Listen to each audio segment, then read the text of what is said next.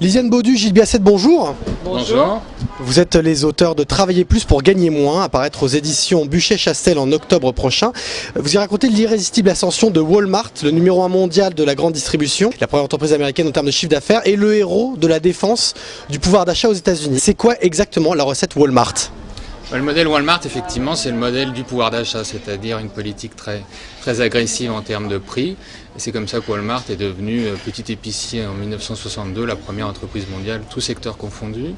Alors c'est un modèle qui a deux phases. Il y a une phase positive, c'est-à-dire celle de l'efficacité, notamment grâce à une maîtrise technologique et une maîtrise du flux logistique incontestable, qui a profité à l'ensemble de l'économie américaine. Mais il y a aussi une phase sombre qui est celle du modèle social de Walmart, qui se traduit d'une part par des salaires très bas, notamment grâce à l'absence de syndicalisation chez Walmart. C'est un des combats principaux de Walmart, de s'opposer à toute forme de syndicat. C'est aussi les faibles avantages sociaux qui sont fournis aux salariés de Walmart, qui sont près d'1,4 million aux États-Unis. Faibles avantages sociaux, c'est-à-dire couverture santé à minima, très peu de vacances, ce qui fait partie du modèle américain, mais véritablement tiré vers le bas. Ce modèle social s'exprime aussi à travers les pressions sur les fournisseurs de Walmart, avec une force de frappe qui est incomparable, puisque Walmart a 4000 magasins aux États-Unis. 90% des Américains habitent à moins de 25 km d'un Walmart, donc il y a une force de frappe terrible auquel les fournisseurs peuvent difficilement résister. Et là, Walmart met le paquet. C'est-à-dire, chaque année, les fournisseurs doivent apporter plus pour un prix plus bas. Et s'ils ne sont pas d'accord, Walmart dit tout simplement on va aller s'adresser à la Chine. Et effectivement, là, le dilemme est tel que les fournisseurs doivent céder et eux-mêmes répliquer ce modèle-là avec leurs propres salariés. On peut dire maintenant qu'à peu près 85% de tous les produits qui sont vendus dans les Walmart, hors alimentation bien entendu, sont fabriqués hors des États-Unis et en particulier en Chine. On considère que grosso modo Walmart, c'est 10% des importations américaines de Chine.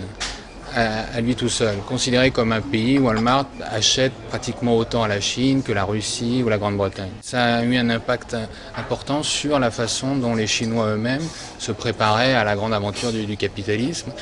Et c'est aussi pour cette raison que le gouvernement chinois avait déroulé le tapis rouge à Walmart. Il considère que la présence de Walmart est le meilleur moyen de donner une formation à un rythme très accéléré de capitalisme aux petits producteurs chinois. Est-ce que ça peut pas être demain Carrefour, Leclerc, Casino ou n'importe laquelle de ces enseignes qui reprend le flambeau et devient le Walmart à la française ou à l'européenne ?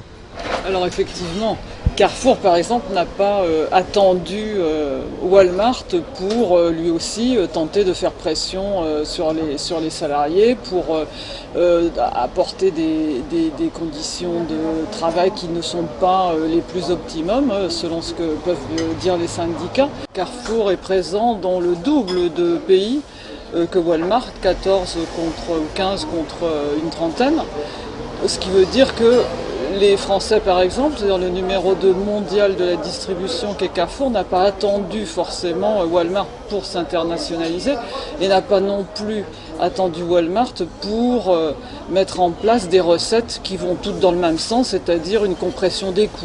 Le débat, notamment avec les discussions autour de la loi de modernisation de l'économie et de toute la réforme de la grande distribution, montre en France la volonté d'aller dans une direction qui est celle notamment de Walmart, avec le plus de flexibilité possible pour ce qui est des relations entre les grands distributeurs et les fournisseurs, négociations sur les prix, etc., plus de souplesse. Aussi tout le débat qui est récurrent sur l'ouverture des magasins le dimanche. Il faut savoir qu'un hypermarché Walmart est ouvert 24 heures sur 24, 7 jours sur 7. Donc on a véritablement l'impression que ce modèle-là est en train de s'exporter, même si ce n'est pas forcément Walmart qui portera l'étendard de cette réflexion-là. Ce qui est certain, c'est que Walmart a beaucoup d'argent, veut s'installer à peu près partout. Ses ambitions sont véritablement sans limite. Est-ce que Walmart souhaitera s'installer en France? Pour l'instant, c'est difficile à dire. Walmart ne veut pas commenter toutes les rumeurs qui sont récurrentes, notamment sur les hypothèses d'un rachat de Carrefour, par exemple. Mais ce qu'on sait, c'est que Walmart a les possibilités de le faire à peu près comme il veut et quand il veut. Le débat actuel montre bien qu'en France, il y a une volonté d'ouvrir la porte au hard discount, qui était avant assez mal vu en France, avec notamment un arsenal administratif qui permettait de limiter l'arrivée de ces entreprises qui sont en général allemandes. Et là, on voit véritablement que ce tabou est tombé et que maintenant, tout ce qui est hard discount est plutôt le bienvenu. C'est la grande distribution, mais c'est tout ce qui est low cost et compagnie. Donc là, tout ça fait véritablement partie de la Walmartisation du monde.